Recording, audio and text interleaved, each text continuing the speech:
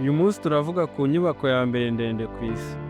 Wari uzi ko kuva inzu ya mbere ku isi Burj khalifa yakubakwa, abantu 8 bonyine aribo bamajije kuyurira bakayirangiza.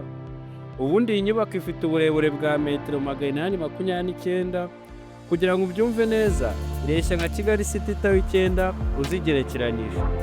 Niyo mpamvu kugira ngo uri iyi nzu ugere ku gasongero kayo bigusaba imbaraga z'umubiri, cyane cyane ukaba ufite n'umutima ukomeye kugira ngo ubashe kuba wakuriye inzu ngo igere hejuru. Tugiye kureba urutonde rw'abantu 8 babashije kuriye iyi nzu bakayigera ku gasongero. Ku mwanya wa mbere turahasanga Tom Cruise. Akaba ari umukinnyi wa filime w'icyamamare uzwiho gukina filime bya nyabyo hadakoreshejwe montage, cyo mu magambo make akina ibintu bya nyabyo. Uyu mugabo yuriye inzu mu mwaka wa 2010, aho yari ari gukina kamwe mu gace ka filime yitwa Mission Impossible Ghost Protocol, abantu benshi bazi nka Mission Impossible igice cya 4. Aho yuriye iyi nyubako ku madirishya yambaye ga gusa zimufasha gufata ku birahuri. Ari nabyo byagaragaje ko uyu mugabo Tom Cruise afite umutima ukomeye wo kuba yajya ku nyubako ndende nk'iyi atiporoteje bihagije ku buryo aba yamanuka akaba yagira ikibazo. Umuntu wa kabiri wuriye inyubako ya mbere nini ku isi bamwita ni igikomangoma cy'ikamba cya Dubai, Sheikh bin Mohammed bin Rashid Al Maktoum. Yageze ku gasongero k'iyi nyubako ya Burj Khalifa mu mwaka wa 2020, aho yizihizaga umunsi wo kwihuza kwa Leta Zunze Ubumwe z'Abarabu. Uyu munsi bakaba bawizihiza tariki 2 z'ukwa 12 buri mwaka. Aho iki gikomangoma cyaciye agaheko ko kuzamuka iyi nyubako yose mu minota 38 gusa. Aho ibyo byagaragaje ukuntu iki gikomangoma ari igisportifu kandi kikaba gikunda siporo. Ku mwanya wa gatatu turasanga umukobwa witwa Nicole Smith. Uyu akaba ari umukobwa wa mbere wageze ku gasongero k'iyi nyubako mu mwaka wa 2021. Uyu mukobwa akaba akora sosiyete y'indege ya Emirates Airlines, ari itera inkunga amakipe akomeye nka Arsenal, Real Madrid, Milan n'ayandi muzi. Akaba yaruriye inyubako mu rwego rwo kwamamaza iyi sosiyete y'indege. Aho yari ari ku gasongero k'iyi nyubako yari afite icyapa cyanditseho amagambo y'Icyongereza agira ati I'm still here, bisobanuye ngo ndacyahari, n'andi magambo agiye atandukanye yo kwamamaza iyi kampani y'indege. Kandi kuri iyi nyubako byagaragaje ko uyu mukobwa afite umutima ukomeye. Ku mwanya wa 4 turahasanga Will Smith. Akaba ari umukinnyi wa filime w'icyamamare.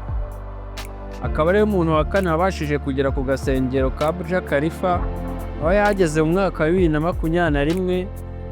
Akaba yarabikoze mu rwego rwo gushimisha abafana be bamukurikirana ku biganiro kuri YouTube, cyane cyane bivuga ku buzima bwe mu gice cya fitness no kuba ari fit. Ku mwanya wa 5 turahasanga Sandrine. Uyu akaba ari umwongereza w'icyamamare mu masiganwa y'amamoto, aho yabaye shampiyona w'isi inshuro nyinshi, aho yanatwaye amasiganwa agiye akomeye harimo nka Rally Dakar n'ayandi. Akaba yaruriye inyubako ya mbere nini ku isi mu mwaka wa 2022, aho yagaragaye ku gasongero k'iyi nyubako yambaye imyambaro akoresha mu masiganwa ya moto.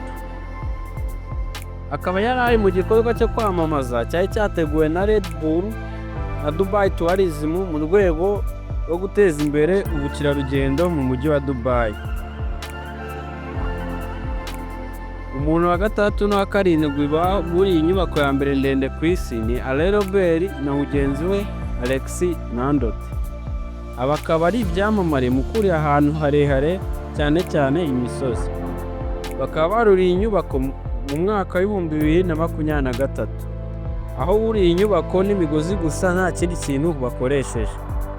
Aburiye inyubako bari mu bukangurambaga bwo kurengera ibidukikije no gukomeza kwerekana ko ari ibihangange mu kurira ahantu harehare nk'imisozi cyangwa inzu ya mbere ndende ku isi ugereranyije n'uburebure ifite. Kandi akaba ari inzu ya mbere ndende ku isi buri muntu atapfa kwisukira kurira. Umuntu wa 8 ari nawe wanyuma uheruka kuri inzu ya mbere ndende ku isi bamwita Mr Beast. Mr Beast akaba ari mu YouTube wa mbere ku isi, afite YouTube channel ifite abasubscribers 368,000,000 bamukurikira kuri YouTube channel. Icyo wamumenyaho ni uko azwiho gukora video zidasanzwe, ariyo mpamvu mu mwaka w'2024 yuriye inyubako mu rwego rwo gukora imwe muri video zo gushyira kuri YouTube channel.